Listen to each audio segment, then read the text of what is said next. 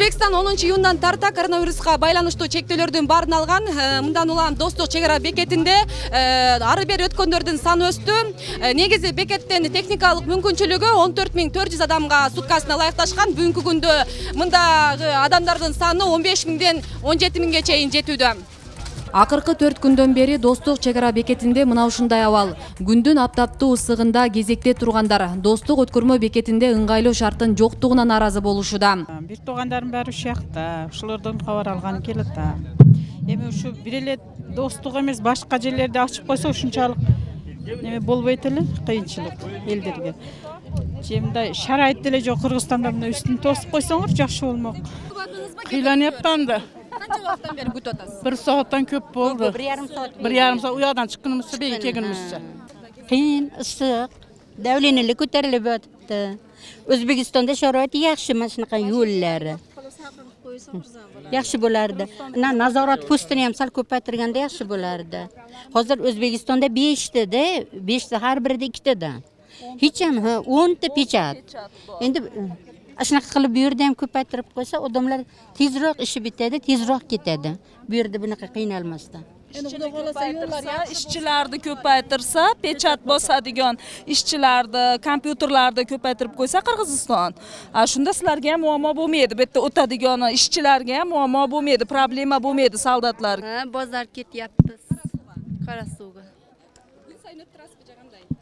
Yaxshi bozorlar, yaxshi arzon. Xudoga shukr, Allohga shukr. Prezidentlarimizga rahmat, yo'llarni ochib qo'ydi. Достук автожол көзөмөл өткөрүү пунктунда курулуш иштери жүрүп жаткандыктан автоунаалар үчүн бир тилке жабылган. Жаңы имарат ишке берилсе, эки тарапка каттагандарга шарт түзүлөрү малындалат. Ал эми адамдардын тыгынын болтурбоо максатында паспорттук көзөмөл кабиналар көбөйтүлгөн. Учурда 22 кабина жүргүнчүлөргө 24 саат бою кызмат көрсөтүүдө. Азыр мына өзүңүздөр көрүп тургандай, оң тарабыбызда жаңы комплекс курулуп атат. Бул комплекс жакында август айында ишке берилет, эксплуатацияга берилет.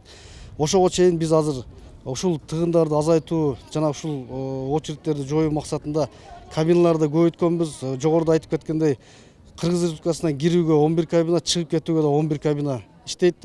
Аскер кызматкерлер жана күч каражаттарыбыз бул үчүн жетиштүү. Азыркы учурда агымды мына пассажир жүргүнчүлөрдүн агымын бир кандай бир мындай прогноз берип, алдын ала айтыш кыйын болуп калды. Себеп чектөө чечилгенден кийин жүргүнчүлөрдүн саны кескин түрдө көбөйүп кетип атат. Мындай күтүлбөгөн жерденчи. Биз мурун билет элек, экинчи күнү же 6-чы күндөрү жүргүнчүлөрдүн саны көп болот дептир. Бирок азыркы учурда анысына карабай көбөйүп кетип атат. Бул жерде көп фактор болуп атат. Ошол эле жана авиабилеттин арзан баасы, ошол эле биздин Кыргызстанды өлкөсүн, Кыргызстан аймагын транзит катары колдонгон жарандар да көп болуп атат, чет өлкөлүк жарандардан.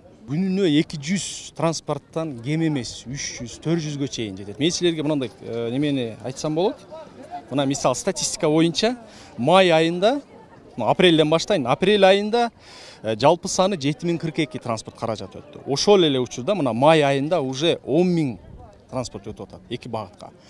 Ал болсо, эми болсо мына жүргүнчүлөр боюнча май айы менен июнь айынын салыштырмасын жүргүзсөк, мисалы, вот май айында орто саны 14.000 болчу. 14-15ке чейин чыгып кетиптир.